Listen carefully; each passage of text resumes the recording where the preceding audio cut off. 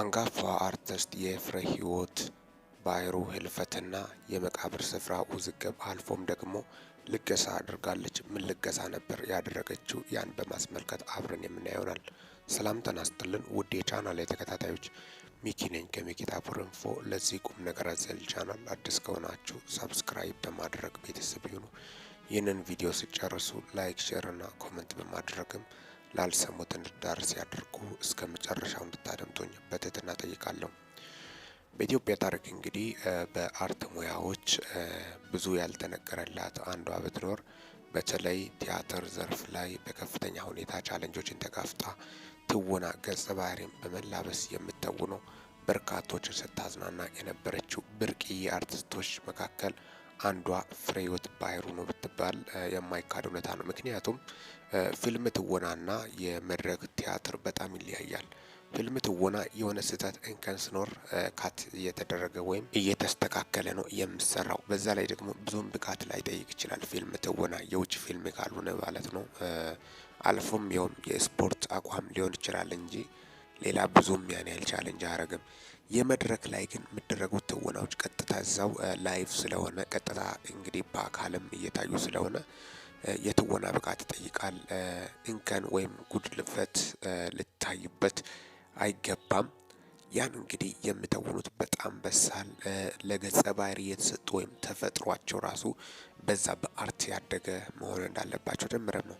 ታዲያስ ይቺ አንጋፋና ተወዳጇ አርቲስት በተለያዩ ቲያትር ቤቶች ላይ በከፍተኛ ሁኔታ የተወነቻቸውና የሰራችው የተላበሰቻቸው ገጸ ባህሪያት ላይ በሚገርም ሁኔታ ነው የተወጣቸው። ከዛም የተነሳ በርካታ ቁጥር ያላቸው ኢትዮጵያኖች ይወዷታልም ከልብም ያከብሯታልም። ታዲያ ይቺ አንጋፋ አርቲስት በጣም በሚያሳዝን ሁኔታ ብዙ ስራዎችን ሰርታለች። እንግዲህ ከሰረቻቸው ዋና ስራዎች መካከል በቲያትር ቤት ምን ሰርታለች እስኪ የምናየው ይሆናል። አርቲስት ፍሬህይወት ባህሩ በኢትዮጵያ የኪነ ጥበብ ዓለም ውስጥ ጉልህ ስፍራ ያላት አንጋፋ ባለሙያ ነበረች። በተለይም በታዋቂ ስራዎቿ ትታወሳለች። የቀለጠው መንደር በሚለው ላይ፣ ፎርፌ፣ ረመጥ፣ ነቃሽ እንዲሁም በሀገር ፍቅር ቲያትር ቤት የተሰሩ በርካታ መድረክ ላይ የሚቀርቡ ቲያትሮች ላይ በመተወን አድናቆትን አትርፋለች። ይቺ ናት እንግዲህ እንቁ አርቲስት። በጣም ብዙ ስራዎች ላይ እንደተወነችም ታሪኳም እየተናገረ ያለው ማለትም ነው። አልፎም እንግዲህ በጣም በሚያሳዝን ሁኔታ የቀብር ስነ ስርዓትን በማስመልከት አስክሬኗ ይትረፍ በማለት በክብር ማለትም ነው።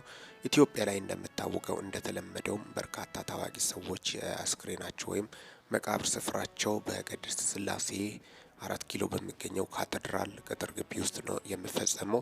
ብዙ ጊዜ እንግዲህ ታዋቂ አርቲስቶች የተለያዩ ጀነራሎች የሚቀበሩበት የሀገር መሪም አልፎ አስክሬናቸው ያረፈበት ከአጼ ኃይለ ሥላሴ ጀምረው አስክሬናቸው የሚያርፍበት ስፍራ ቅድስት ስላሴ ካቴድራል ቤተክርስቲያን ነው። ይህ ቤተክርስቲያን አንጋፋና ተወዳጁ ቤተክርስቲያን ነው። ብዙ ታዋቂ ሰዎች የሚቀበሩበት ስፍራ ነው። በዚህ መቃብር እንግዲህ እዛ ትቀበር አትቀበር በሚለው ውዝግብ ተነስቷል።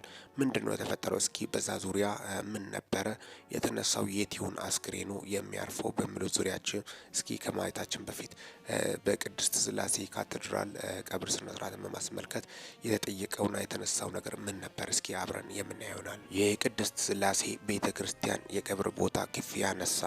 አዲስ አበባ አንጋፋ አርቲስት ፍሬህይወት ባህሩን በዘላለማዊ እረፍት ለመሸኘት በቅድስት ስላሴ ቤተክርስቲያን የቀብር ቦታ ለማስጠየቅ የሄዱ የሙያ ባልደረቦች እጅግ ከፍተኛ የዋጋ ተመን እንደተጠየቁ ገለጹ።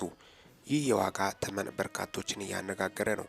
ሪፖርቱ እንደሚያመለክተው አርቲስቷ ከባልደረቦቿ ጋር ጎን ለጎን እንድታርፍ ምን ማድረግ እንዳለባት ተጠይቆ ነበረ ሲሆን ምላሹ የሚከተለው ሆኗል። ለቀብር ቦታ የተጠየቀው ከፍተኛ ክፍያ ፉካ ወይም ፉቴጅ ውስጥ ከሆኑ 120 ሺህ ብር መክፈልና የቤተ ክርስቲያን አባል መሆኗን የሚያረጋግጥ ማስረጃ ማቅረብ ይገባል። ግቢ ውስጥ መሬት ላይ ከሆነስ እዚህ ቦታ ላይ ለመቅበር 500 ሺህ ብር ግማሽ ሚሊዮን ብር መክፈል ግዴታ ሲሆን ይህ በብፁዕ ወቅዱስ ፓትርያርኩ ፍቃድ መሆን አለበት ተብለዋል።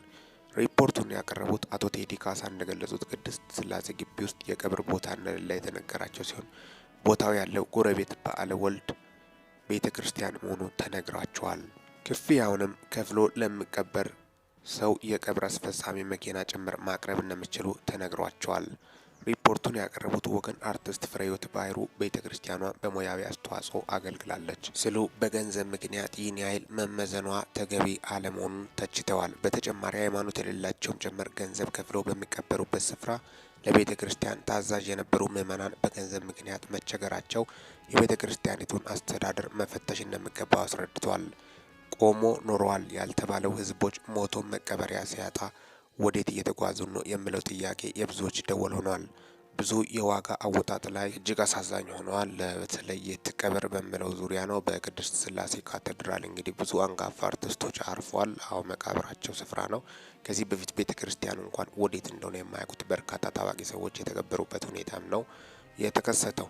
ታዲያ ስለሷ ሲሆን እንዴት ነው በሚለው ዙሪያ ነው። በርካቶችም ደግሞ ክፍያ ምን አስጠየቀ በሚለው ዙሪያ ነው እንግዲህ እንደ ሌሎች ምእመን ቢሆን ልክ ነው በማለትም ነው።